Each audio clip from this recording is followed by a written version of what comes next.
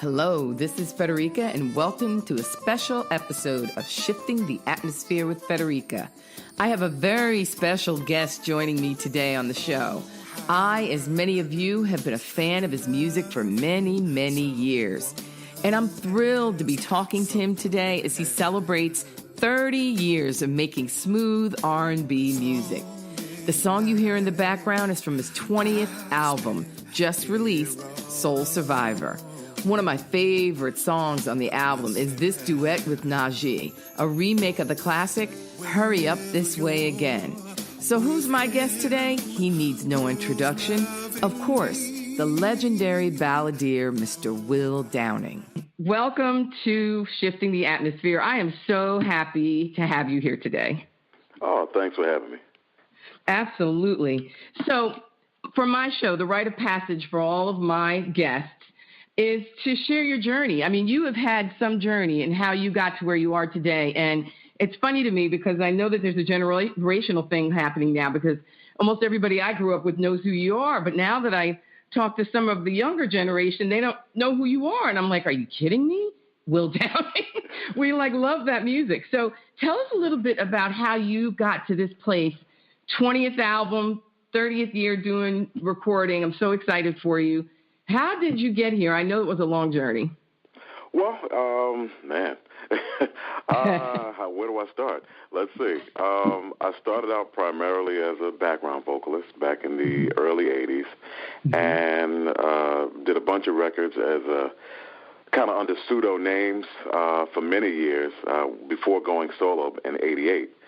And in 88, I released my very first record that was self-titled Will Downing and been putting out albums probably a year to every 2 years, ever since then. So it's been a great journey, and the journey still, the road is still paved. So I'm still, doing my thing, still paving the road. So I'm very excited about it. As far as young folks not knowing a little bit of musical history, a little bit of my musical history, well, I mean that's always changing. I always see like a wide variety of people that come to the shows and they seem to enjoy themselves, and they kind of come on board after they see the live show.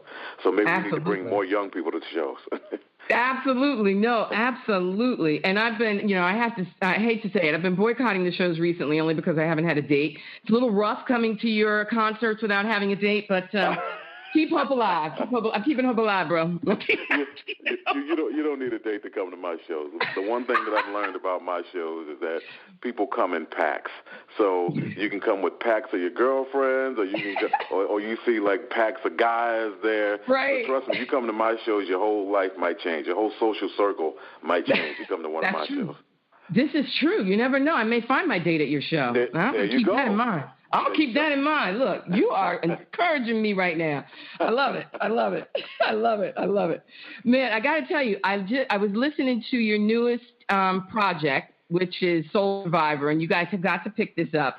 And I almost lost it when I heard Stop the Start. I have not heard that song in so long. I grew up on that, and you all did amazing job with that whole compilation. I think it was phenomenal. And Hurry Up This Way Again, I think I played it to death.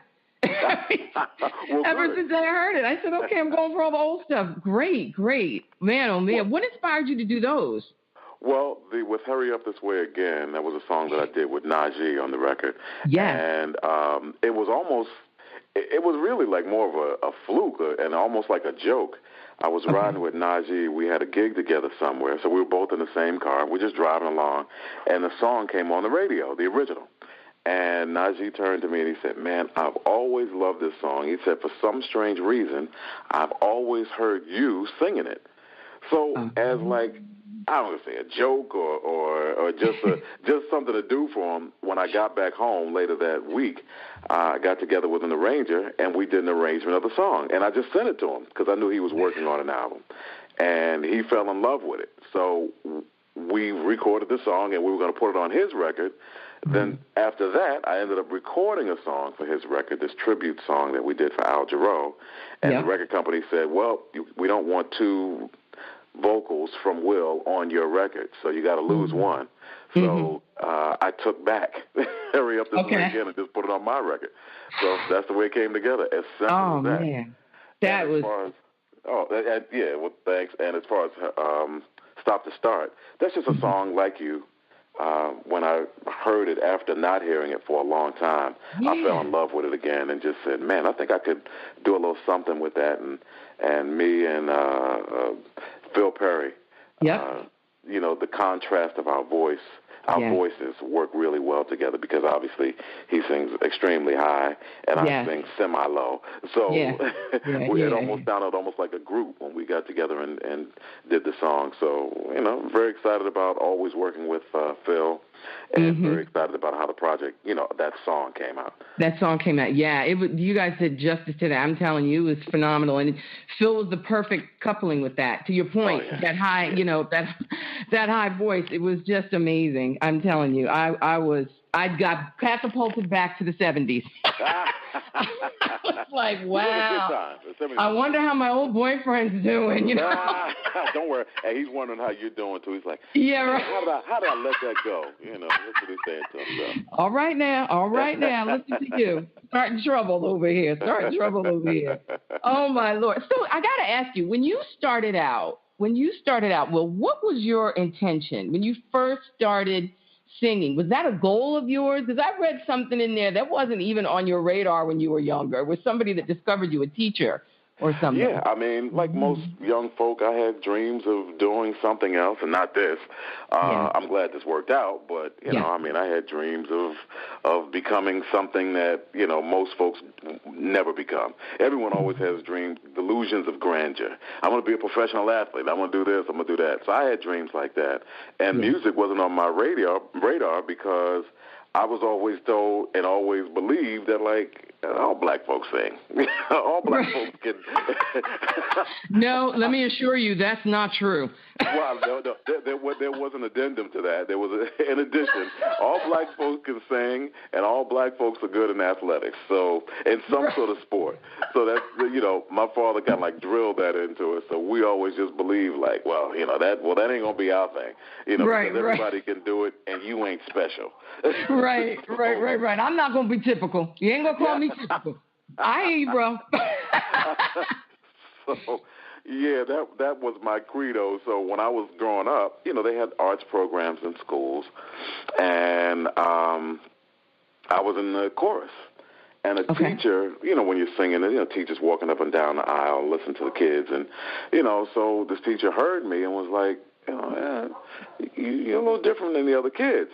And I'm going, my mother used to say that too, but I don't think she meant that in a positive way. You were special. It's like, you're special. I was like, okay. So they called my parents and recommended me for this music program in New York. And, of course I said no. My parents said yes. I ended up going to this music program, falling in love with music.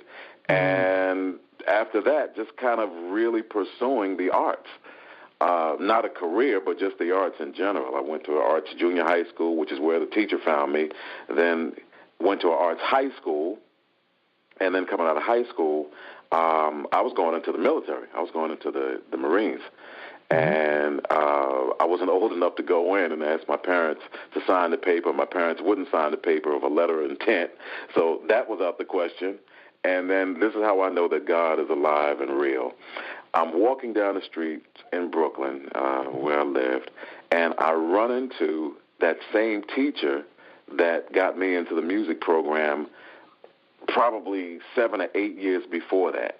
Wow. And just literally out of nowhere, run into this teacher, and they said, well, what are you doing? I explained my situation, and they said, well, you going to college? I said, well, didn't intend on it. And right. I know the school, that's looking for talented students and they're giving away scholarships. Mm-hmm. So I said, okay, I'll give it a shot. And so they gave me a scholarship. So I went to college, and I studied music in college in Richmond, Virginia, and at a school called Virginia Union University, HBCU. Mm-hmm. And then I left there and came back to New York and started, pursuing my career. And that's when I started, as we started with the beginning of the conversation, doing background vocals and kind of learning craft. And, started rolling from there. Yeah. Yeah. And, I would say, some folks I know, and I know quite a few people that are amazing soloists and they have their own, the recordings going out there, but I also know some people that are trying to be up and coming, and background vocals is just not something that they feel is in their scope. But I would venture to believe that would be something that is helpful and useful in your training to get you where you are now. Would you agree with that? Oh, wholeheartedly. And the thing is, even from a common sense standpoint, even if you decide you're going to start your own company, you don't start out as president. Right. Exactly. That you start out by learning. You can learn a lot by watching others do something right and or wrong. That's how I became an entertainer. I'm singing behind someone, and I saw something that the person in the forefront would do, and kind of go, okay, well, when it's my opportunity, I'm going to borrow something from that. Or I saw someone bomb, and I say, well, I ain't going to do that. Right. So that's how you learn the craft, and you learn the business at someone else's expense, whether it be financially or whether it be just someone's time. You're getting a front row seat to how things are really done, and you should take advantage of it. You'd be a fool not to. Absolutely. I wholeheartedly agree with that. And what would you say is, in reference to the technicality of the singing as well? Do you discover other things about your voice? Because I know for me, I sing, in choirs and worship teams and things like that. And it's a big difference between the solo singing and blending and harmonizing. There's things that I never even realized that my voice could do. Did you discover that as well? Well, yeah. When we used to do sessions back in the early days, they would do it as a group, when you recorded, you go into the room and there was 2 or 3 or sometimes 4 of the people in the room with you, and you had to learn how to blend. You couldn't stand out because that's the soloist's job. So you are the supporting cast, and if you mess up, it messes it up for everyone. So you have to learn how to be a team player.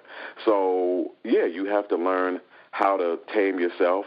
And then, when it's time for you to let go and they go, hey, Frederica, we want a soloist, okay, then you can kind of do your thing. But, that's the whole training of being a vocalist. That's what it's really all about. You're training. And you learn how to do a little bit of everything. And when your time comes, if you've trained hard enough and you trained correctly, when they say, okay, do your thing, you can do your thing. Yeah, absolutely. And I would you get credibility that way as well, right? Because you're able to build up some credibility. People are knowing who you are. You need that. Well, yeah, that's how you work. That's how every musician and singer that I know works.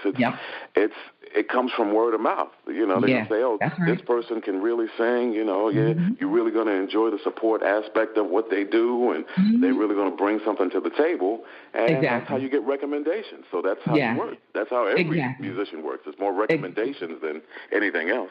That's how you're going platinum, because word of mouth, I'm going to have this all over my social, right? Exactly. We're speaking that right now. I got that on recording, so we know you're going platinum. So when you get up there and accept your award, go, Frederica prophesied that, and I received it. And so it shall be. There you go. So listen, I want us to take a quick break, but I want you to tell folks how they can keep in touch with you. I'm sure you've got a tour coming up with this new awesome CD project, because, again, folks, this is his 20th CD project and 30 years in the business, which I cannot believe. And I want you to talk about when we come back some groups that you were involved in at the early set, because I was cracking up listening to the names of some of these groups. But God bless you that you birthed from that, But it was a beginning. It was absolutely. We all had to start somewhere. We'll talk about. We got to start somewhere, man. Lord have mercy. Believe me, I got some of my pictures that are buried deep. Nobody's finding them things. Nobody's finding them. But yeah, so how can folks get in touch with you and connect and keep up with you? Well, you can always go to willdowning.com. It'll tell you where I'm going to be and what I'm doing and who I'm with and all that fun stuff. You can find me on Facebook. I'm Will Downing Singer on Facebook. On Twitter, I'm Will Downing 3, the number 3, Will Downing 3.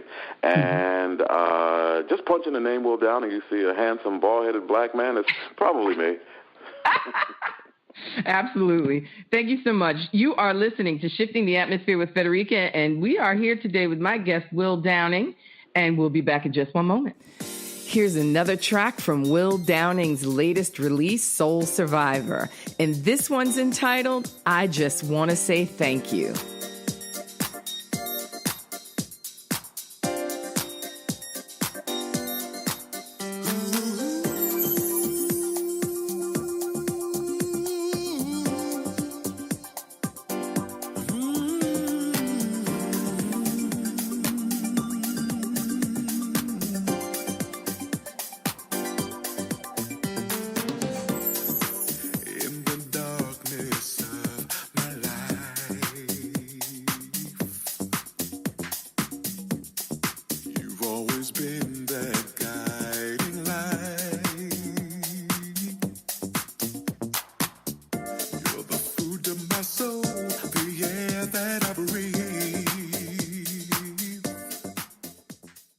And we're back. You're listening to Shifting the Atmosphere with Frederica, and I'm here today with my guest, Will Downing, and we're talking about his new project, Soul Survivor. We're going to talk about it in a minute, but we're getting to the journey first.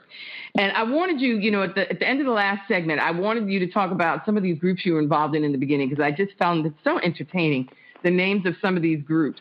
It was just very, very entertaining. You just want to have a laugh at my expense. Listen, man. Right. No, laughing with you. No, seriously. No. I was special too when I was growing up. That's okay. So I understand. Special people understand each other, It's okay, Frederica. It's okay. It's all right. I can take it. I've been through therapy. I'm good. All right. We love. This is love, man. This is love. Endearing. Think about this as endearing. Okay, well, what she is referring to, everyone that's listening, is before I became a solo artist, I had probably about 6 or 7 singles out under different names. Okay, we do a record.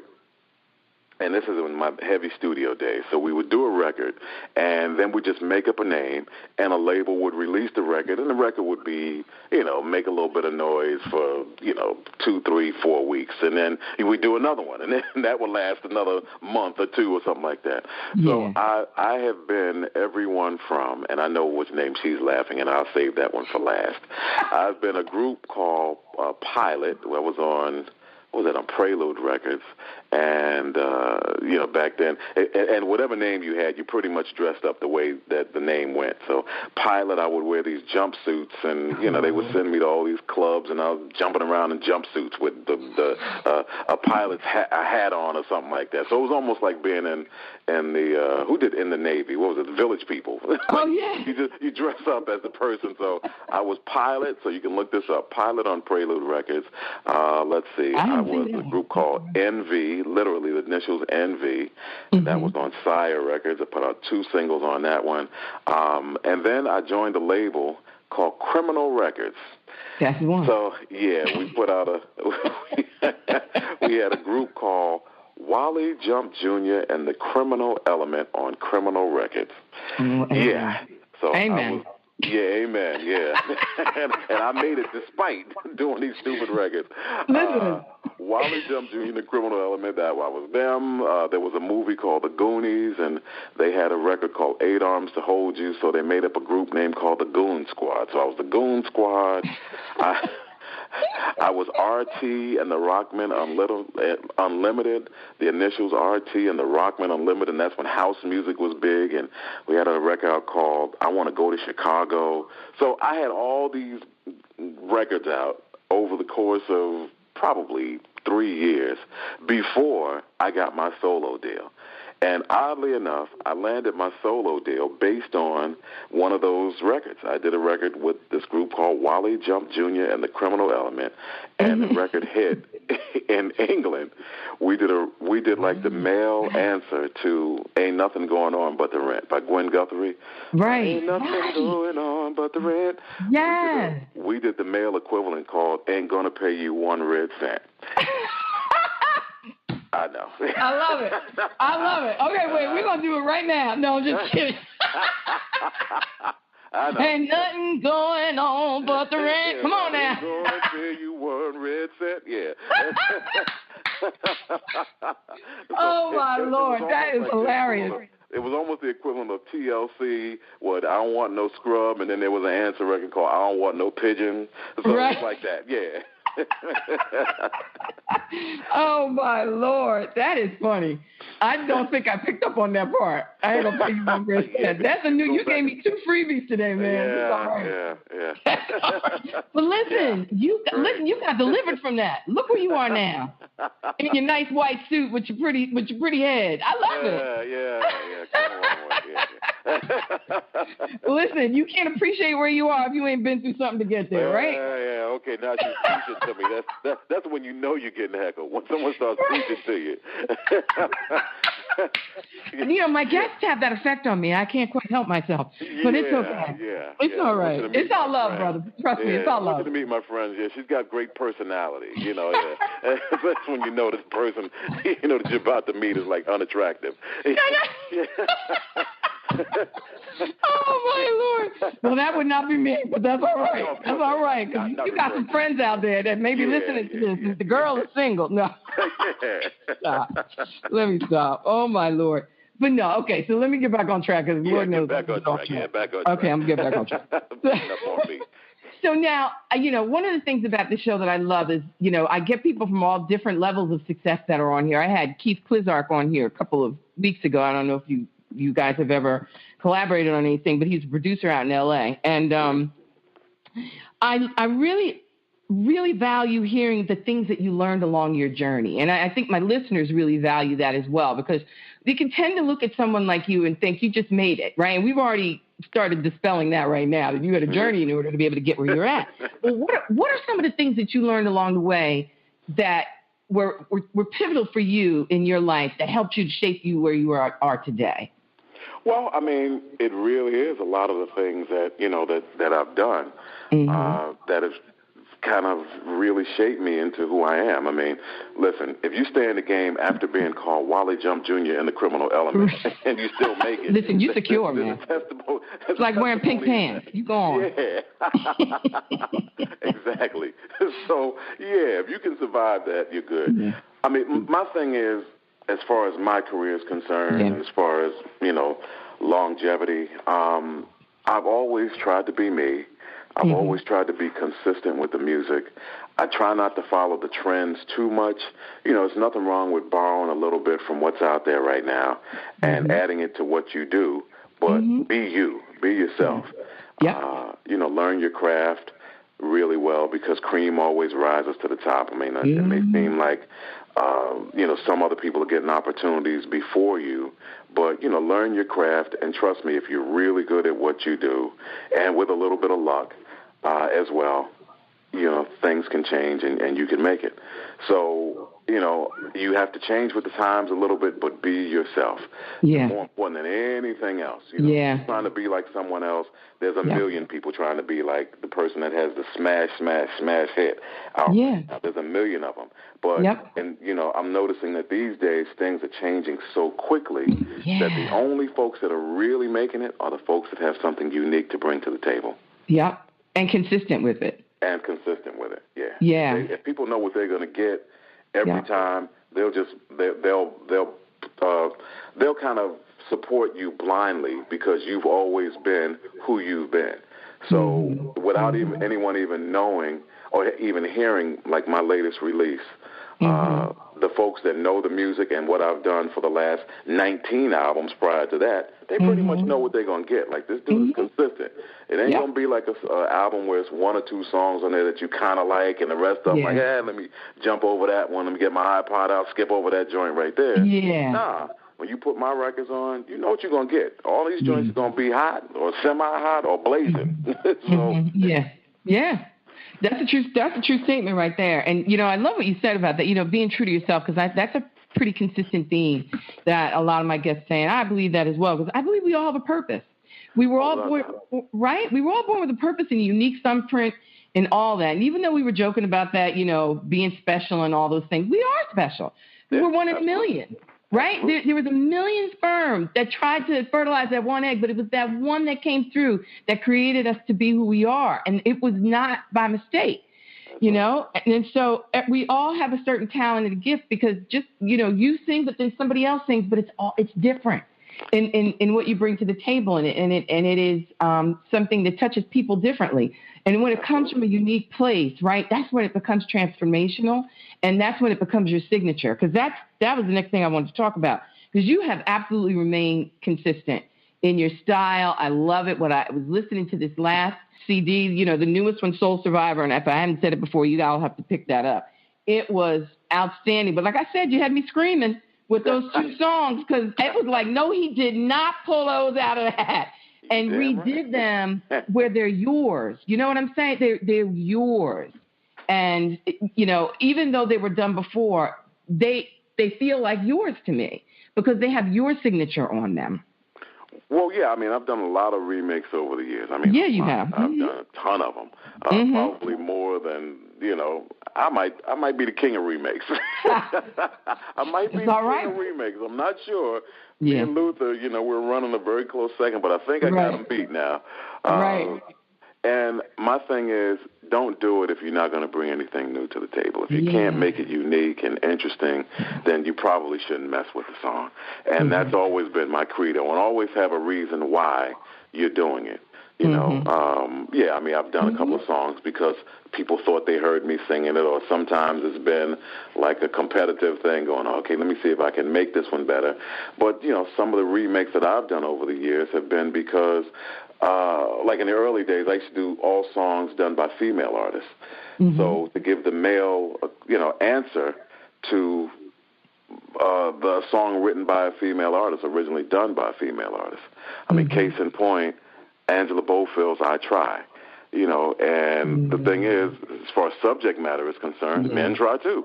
And then sometimes women need to hear that. And then sometimes, if you can't write the song better, write a song like that, subject matter-wise, better than the original, then use the original. Right. And that's what I do. So, yeah. Right. But it still comes through with your style on it. Sometimes we can hear a remake and it sounds the same, just different instruments. Yeah, but the arrangement is different, right? So you still own it. To me, that's how it's always come across to me, over the years with the work that you've done. Yeah. Mission accomplished. Yeah. Oh no. Let me tell you, absolutely. You got a big old fan over here. Oh, thank you. Oh yeah, absolutely. So, how has your relationship? I know that you have a strong relationship with our Lord and Savior, and so how has your relationship with God influenced your music? Well, it's everything. I mean, it's funny when you lose sight and when you really think that you're in charge, you quickly get a lesson that you're not. What do you say? Man plans, God laughs. So I had plans of when things were really going well in my career, and I was like, I'm trying to stockpile this money, and I'm working, I'm this and I'm that, like, I'm in control. And then, I remember my people around me and my parents and everyone would say, hey, man, you maybe need to slow down a little bit. Man, it seemed like you're humping pretty hard out there. Well, no, I'm getting this paper. You understand, this is a good time for me. I'm in control. I got it. Yeah. All the Class A, phrases. I got this, stay out of it. Trying to block my shine, all that. Right. So in 2007, all those things came to pass. People would tell them, hey, slow down, learn to appreciate life a little bit. And in 2007, I got sick. I mean, really, really, really sick. Get some Robitussin, put some Tussin on it, and you'll feel better, or take a Tylenol. This is a little deeper than that. And it put me down for about a year and a half. Wow, I mean, so much so that, I had lost my ability to walk and, lost my ability to really speak the way I'm even speaking now with any robust anything. It was, it was almost like damn near a whisper. Yeah. And it made me realize what's important in life and how important God is to me, and to learn to, to give thanks and to give back and to, spread the word as well. So, it was a wake-up call. When you're laying on your back in a hospital bed and you can't move and, you got plenty of time to think. And you start to quickly realize, what God is and who he is and what he's done for you. And you learn to appreciate it and, all those things. You start realizing what life is really about. Yeah, absolutely. And For those of you that don't know, what Will was referring to was a condition that you came down with in 2007, polymyositis. It's a form. Is it a form of muscular dystrophy? Because it sounded like it a little bit to me. Yeah, that's exactly what it is. Yeah, it's one of those things where it's an autoimmune disease where your cells basically attack each other. And in my case, it was like my muscles had become so inflamed that it wouldn't allow you to move. They were so swollen so swollen that you could not move. And, my ignorant behind felt it coming on. And, being a man, I ain't got no doctor. I'm cool. I'm good. I'll be all right tomorrow. Yeah, Right. We good. Hey, right. That's the whole put some tussin on it thing. Yeah, we're going to put some tussin on it. Yeah, you fall down or something like that. Man, I'm good, man. Just help me get up. Yeah. I'm cool. It was ignorant stuff like that. And this went on for like months. Wow. Like really simple things that you would take for granted, I was having a problem doing. Putting on a belt or something like that. I was just like taking me minutes to put on a belt. I'm going, what the heck is going on here? Oh, there must be a loop back there that I missed. Yeah, let me. Right. Yeah. That's why. Yeah, of course. There. Rationalizing it away. But without a doubt. I mean, every day something really stupid would happen, and I would just, we did these 2 shows last night, man. That's why I'm walking so slow. We did, man, y'all working me too hard, man. That's why I'm, and then finally something really dumb happened where I had my family in the car with me, and I was taking my wife and my daughter to the movies, and I saw a parking spot over to my right. I said, oh, yeah, I'm going to park over there. And I went to go turn the steering wheel, and I was so weak, I couldn't turn the steering wheel. Oh, wow. Yeah. It was berserk. And so we ended up just kind of going straight, and I found a parking spot. Luckily, that was kind of in the trajectory of where I was going. So, I put it there, and then we did go to the movies. And when we were in the movies, because my daughter was so young, I ended up whispering to my wife at the time. I said, hey, when we get out of here, I'm going to need you to take me to the doctors. And that's what happened. After that, she took me to like an urgent care type place. They took blood. Said, hey, we'll call you, give you results or whatever. By the time we got home, there was a message on the machine saying, go to the hospital right now.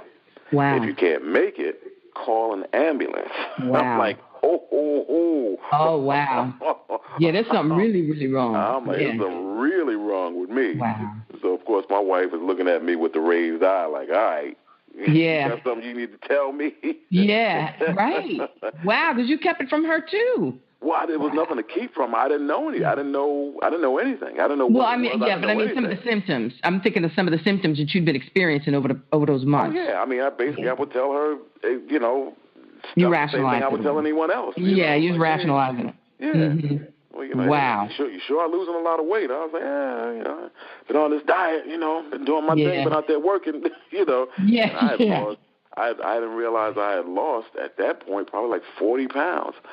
And, and when then we went to the hospital, and then we got there. As soon as we got there, I gave them my name, and then all I know is I see somebody running with a wheelchair, and like put me in a wheelchair, like, okay, get them right upstairs. I'm like, what the hell is going on?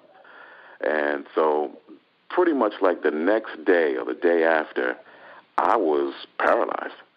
Wow. Yeah, so you just got to the hospital. You just got the treatment you needed in time. Yeah, absolutely. Isn't that something?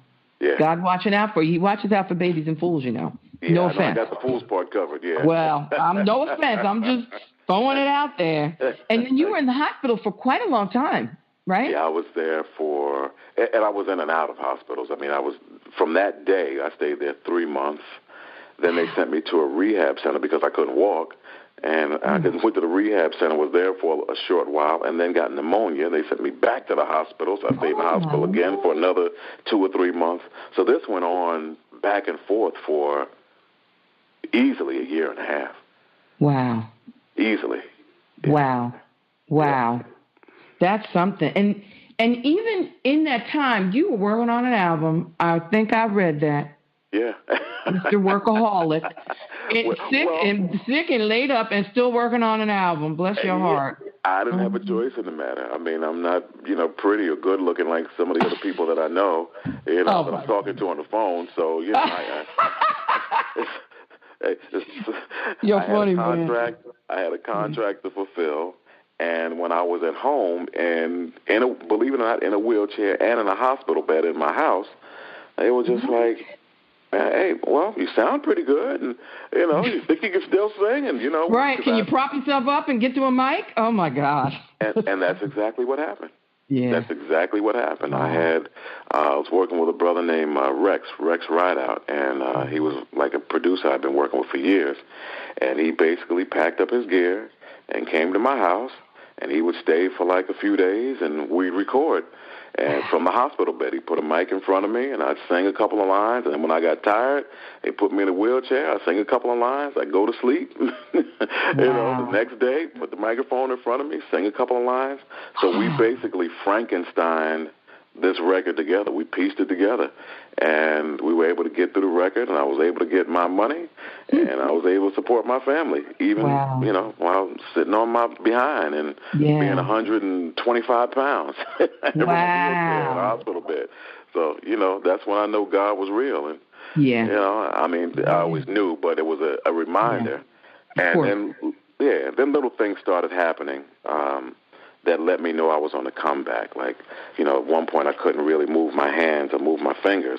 And then one day I was with a therapist, and they were coming to the house and working with me, and I was able to move my hand. And I was like, oh, okay, well, I ain't done that in a long time. Right. And then, the next day I was able to move my other hand. And then, slowly but surely, God's grace and a whole lot of therapy and everything else got me back on my feet, and I started to crawl, and then we started to walk, and got back to being me. So it took a good solid 2 years. Wow. For me to kind of really get back. Wow, that's an amazing testimony. I hope you know that. That is amazing, amazing testimony. I mean, when I was reading about this, but I wanted to make sure, I'm glad you brought it up. I was going to bring it up, but I think people needed to hear that because incredible. Yeah. And to see you now, I mean, you are the picture of health. From the photos I've seen recently, you look great. I mean, I still ain't good looking, but hey. You are hilarious, man. Oh my God, I bet your wife would beg to differ. Okay. I'll get to another way. Oh my God. So what project was that you actually recorded when you were sick? Which project was that? That was After Tonight. Oh, that was After Tonight. I bet people wanted to know that. Yeah. That was After That was Tonight something. record, yeah. So if you listen to that record, there are pieces of it where it sounds like me, the me that you know and hopefully you love alike.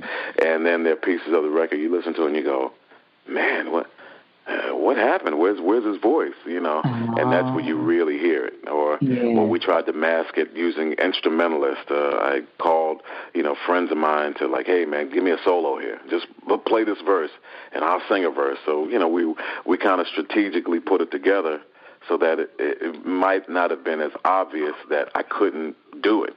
I just did the best I could, with what God gave me. Yep. Yeah, and it pulled through. I'm sure that it did. I know that it did because I've heard the songs off of that CD. I never know. But all right, so here we go again. I don't know what it is. Good energy here. So we need to take another break. Time is just flying by, and I want to make sure folks know how to pick up this new CD project, Soul Survivor, and where they can find tour dates and all that good stuff about you. Well, you can pick up the record if you want a hard copy. I mean, it's in Walmart if you go to Walmart. Or if you like ordering online, you can get it online at Amazon. You can download it there, or at iTunes.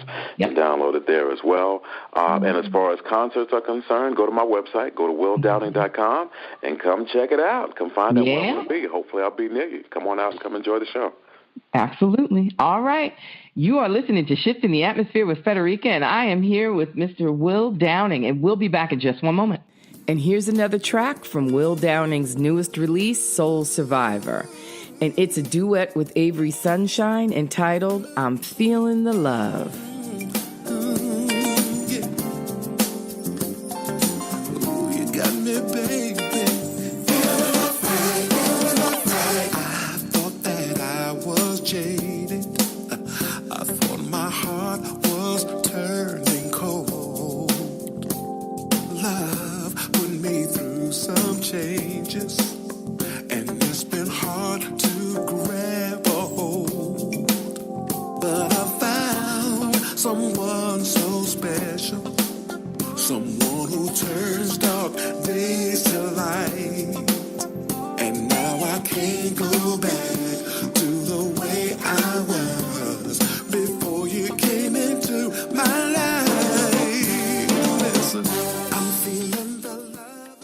And we're back. You're listening to Shifting the Atmosphere with Frederica, and I'm here today with my guest, Will Downing.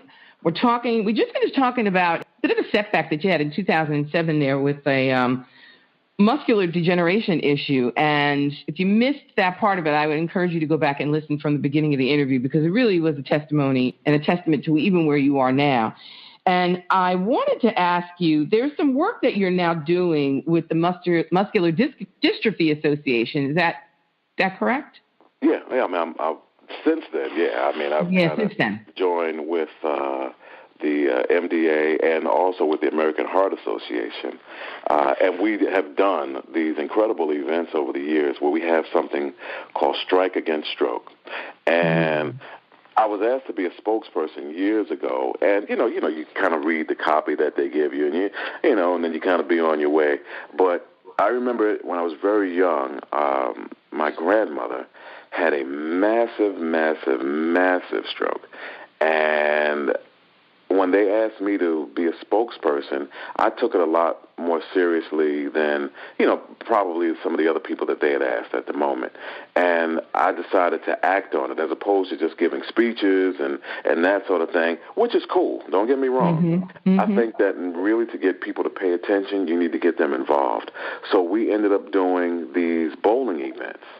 And hence the title, Strike Against Stroke. So you invite the public out to these bowling events, and we also have the American Heart Association there to kind of educate folks at the same time.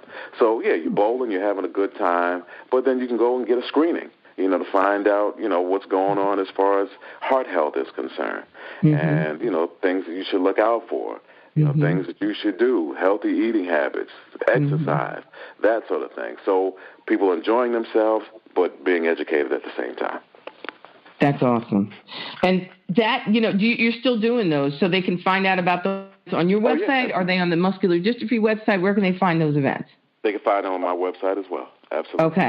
Okay, awesome. So I want to get to some of your duet stuff, because there's a song, it gives me life, that you did with this duet, and I know you have to do this song every time you perform. I know you do, because you've done it every time I've gone to your concert, with Rochelle Farrell, Nothing Has Ever Felt. That is my absolute all-time favorite song in life. Oh, and thank you. What in the world, what inspired you guys to do that song? Is heavenly. Literally, to me, it is heavenly. I love that song.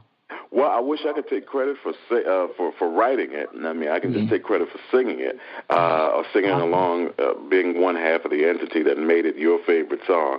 Yeah. It was a song that Rochelle had written, and I didn't know who she was initially. I got a call one day asking if I would be interested in doing the song. So I get a copy of the song, and I'm listening to it, and I'm going like, what do you need me for? You already got this guy on there. And they were like, no. I said, no, there's two voices on this song. And they're like, no. Oh, no, that's her. She's doing the male part and the female part. No way. Oh, wow. I go, okay, well, you would do, yeah. Yeah. Like, what am I supposed to do with this? Like, she's incredible. And they say, well, you don't have the part yet. It's between you and Phil Perry. I said, oh, wow. Oh, okay. And so I'm going, well, how are we going to decide this? And he said, well, she'll decide. I said, okay. So, I get the call to do the song. So, I go into the studio with her, and this is really like one of the first times I'm ever getting a chance to meet her. We talked on the phone, but I'd never met her. So, we get to the studio, and we start doing the song, and then she starts working me like a mule. I have never in my entire life worked this hard. She knew exactly what she wanted, and she let me know. Wow. She knew exactly what she wanted. So, we worked on that song probably about 2 days. 2 days and, 2, 3, 4 hour increments, putting this song together. And, when the song was all said and done, I hated her. I can't lie. I'm like, I hate you. I'll never see you again. You kissed my black behind. Maybe you should have called Phil. All that. You stretching me, girl. I wasn't where I'd sign up for all that. Right? I ain't sign up for all that. Here's your money back, Man, it was worth it. I got to tell you. That song. Then the song came out, and I hadn't heard it for a while. And I heard it on the radio, and I was like, wow, I've never sounded that good before. Oh, my God, that song changed my life. That song changed my whole life. That song, Lord have mercy. I'm glad it did, and so it changed mine too. I mean, it's very rare that an artist can say that you've had like a legitimate hit, and that song is a hit. Very few artists can really say that, and we do that in concert, and we put that along with some of the other hits that I've had, and that's what you get to hear and see when you come to one of my shows. You get to see the best of what I've done over the last 30 years and 20 albums. So I'm glad that was a very intricate part of it. Yeah, it was outstanding. What inspires you with some of the duets? Because you do duets with different people now. I know you have one on there with Mesa, and you've done quite a few with oh, goodness, of course her name is escaping right. Avery Sunshine. Avery, thank you, Sunshine, yes. What has been inspiring you with what inspires you to do duets? What comes up? Yeah, I mean, in some cases, it's not even one of those things where it started out to be a duet. And then, if it's a song that I've written, sometimes lyrically it will just lend itself to that. And it just makes it lean towards a duet. And then, you start hearing it and you go, man, whose voice would work really well here? And in some cases it just comes to you. Like, Mesa has a very smoky type voice. So this song that I'm doing on the latest record, a song called Everything I Want in My Lady. That's an awesome song. Oh, thank you. I knew that was Mesa before I even saw. I said, "Oh, that's my girl." Exactly, and that's exactly one of the reasons why we called her. She was the perfect person for that call. Her voice is just like butter and fills up the room, and it's not a high voice. It's just a voice that just has color to it. And the marriage of her voice and my voice together is beautiful. And the same thing with Avery. And, Avery brings something to the table. She brings an energy and a love to a song that, you can't teach that sort of stuff. She just got that thing. And when she starts singing, it inspires you to sing better. And that's, how these duets kind of came to pass. And it's amazing. And the duets that you've chosen, you can feel the connection between, and that's so important with a duet, to feel that connection between the two singers. That's what makes a song. It's just the melding of those voices, and sometimes it works, but it's always worked for you the way. That's why I was wondering how you come across, but you hear it. It sounds like you hear it in the song. Well, I mean, if you don't have that marriage, you can obviously have artists that are very talented and gifted and have incredible voices, but if you can't work well with someone, or if the voices don't marry well together, then, what's the point? There's no point in doing it. You just got 2 marquee names on a record, or 3 marquee names on a record, or 4 marquee names on a record, whatever, but if there's no chemistry there, then there's, what's the point? Yeah, you're right. You're absolutely right about that. Well, one of the things that I know some people that do not know is that your wife and daughter sing, correct? Or daughter, or the daughter? Yeah. Yeah, you want to live here? You gotta sing. You gotta do something. You want to eat, right? You gotta earn your keep. Yeah, you want to eat. You want to eat, right? You want to eat, right? Oh my God! Yeah, everyone here in the house sings. My wife She sings with Chaka Khan. So okay. she's a real talent here in the house, and I'm just sort of here. I've just been fooling people for a long time. That's awesome, though, that it's a family affair. That's awesome. Yeah. My daughter, she's my youngest. She's 21, and she wants to get into the business. Not necessarily this part of the business. She's more of kind of an actress, singer, dancer. You know, she has her mindset on movies and plays and Broadway. So she's doing her thing, and hopefully we've trained her well, and she'll make a difference in the entertainment field. Yeah, I'm sure you all have. I'm sure you have. So tell me what it is that you love most about what you do. Well, what is the one thing that you really love about what you do? Well, I get to talk to people like you. I mean, that's yeah. You can't get no better than that. Right. The crazy people in the world, Yeah. Special people. That's right. You just need to get to see how far it stretches. It stretches. Right. How far it goes. Absolutely. But God. It's very rare that an individual gets to say that they're doing what they've dreamt about doing for a long time and to make a living at it. I mean, like I said, even though I didn't know this was going to be my journey, when I did kind of put two and two together and realize this is what I wanted to do, it can't get any better than being able to say this is what you do for a living. Yeah. And when I run into people and they say, so what do you do? I said, well, I sing. I go, hey, okay, but what do you do? I said, no, I sing for a living. I mean, there's people that don't know me. They go, get out of here, really? I said, yeah. He said, well, I play guitar on the side. I said, no. If I don't sing, I don't eat. Right. If you don't play guitar, you eat. You you're going to be all right. You're going to be all right. I, on the other hand. Right. Exactly right. You, on the other hand, going to be on the Enquirer with... Right. You go headline. Right. Yeah. You have a company that invests in your 401k. I am 401k. Yeah, right. Yeah, brother, I hear you.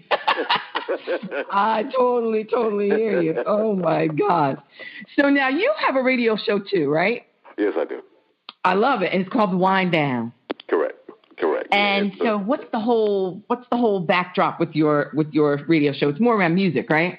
Yeah, my show is a show called The Wind Down, and what I do is I play the best of what's out there from these from artists, whether established or up and coming, and I also we pay tribute to like a soul legend or soul legends on my show.